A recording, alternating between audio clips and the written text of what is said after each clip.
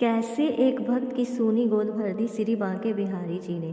भगवान श्री कृष्ण अपने भक्त के कष्टों को दूर कर देते हैं। एक ऐसी ही सच्ची कहानी जिसने एक भक्त की सालों से सूनी पड़ी गोद भर दी। एक जोड़े की शादी को 7 साल हो चुके थे, लेकिन अब तक कोई संतान नहीं थी। बहुत से मेडिकल टेस्ट करवाए, दवाएं खाई, इंजेक्शन लिए, लेकिन डॉक्टर मर्ज पकड़ ही नहीं पा रहे थे। एक दिन यूं ही वीकेंड पर मथुरा वृंदावन घूमने का प्लान और पति पत्नी दोनों निकल पड़े। मथुरा घूमने के बाद हम वृंदावन आए और जानकारी लेने के बाद ये पता चला श्री बांके बिहारी मंदिर में दर्शन करना होगा, क्योंकि वहाँ भीड़ बहुत होती है।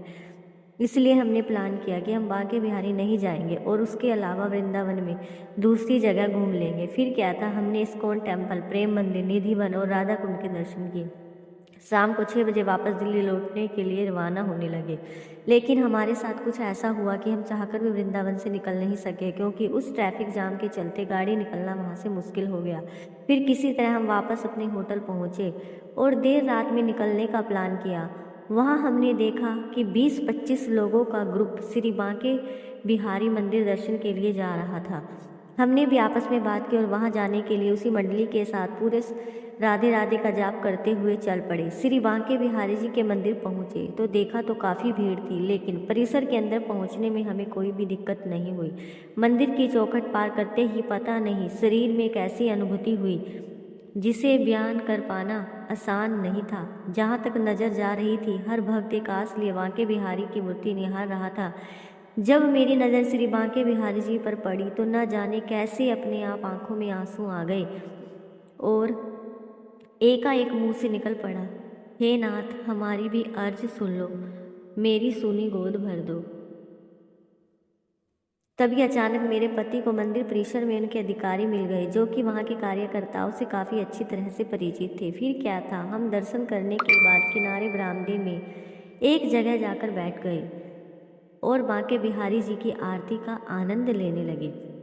आरती के बाद हमारे पास एक ऐसा शख्स आया जिसने हमसे कहा, आप ही लोगों की सतिया पूजा करानी है ना। हम उसके सवाल को समझ ही नहीं पाए थे कि उसने हमें अगले दिन सुबह 6 बजे मंदिर आने के लिए कह दिया। तब हमने उससे कहा कि आप जो समझ रहे हैं हम वो लोग नहीं हैं, लेकिन मेरे मन में ये जिज्ञासा है कि सतिया पूजा क्या है। तब उन्होंने कहा कि ये पूजा संतान प्राप्ति के लिए इस मंदिर की चौखट पर कराई जाती है। अगर आप भी इच्छुक हैं तो काउंटर से जाकर पर्ची कटवा लें। इतना कहकर वो शख्स पता नहीं भीड़ में कहाँ गायब हो गया। जैसे ही भीड़ कम हुई, मंदिर के पर्ची वाले काउंटर पर पहुंचे और गोस्वामी जी से सतिया पूजा के बारे में पूछा और उन्होंने बताया। गोस्वामी जी ने बताया कि जो दंपत्ति मन में सच्ची आस लिए संतान प्राप्ति के श्री बांके बिहारी जी के मंदिर में खाली पेट गुरुवार के दिन चौखट पर गोबर से 7 सतिया यानी कि स्वास्तिक बनाकर पूजा करते हैं, उनकी मुराद जल्द पूरी हो जाती है। हमने जब इस पूजा के बारे में सुना तो महसूस हुआ कि ये भगवान का ही इशारा है हमारी मनोकामना पूर्ण करने का। फिर क्या था, बिना किसी देरी के हम फिर से एक बार गुरुवार के दिन सुबह सुबह गोस्वामी जी के बताए गए निर्देशों का पालन करते हुए श्री बांके बिहारी जी के मंदिर पहुँचे। वहाँ हमने पूरी श्रद्धा और लगन के साथ सतिया पूजा की और वहाँ से फिर दिल्ली रवाना हो गए। पिछले 7 साल में जो चमत्कार डॉक्टर ना कर सके, वो श्री बांके बिहारी जी के दर्शन मात्र से सिर्फ महीने में हो गया। हमें जब पता चला कि हम बच्चे की उम्मीद से हैं तो विश्वास ही नहीं हुआ कि ये स्वयं ईश्वर की मर्जी थी। वृंदावन के श्री बांके बिहारी जी के चमत्कार ने न सिर्फ मेरी जिंदगी में उजाला किया है, बल्कि करोड़ों भक्तों की मुराद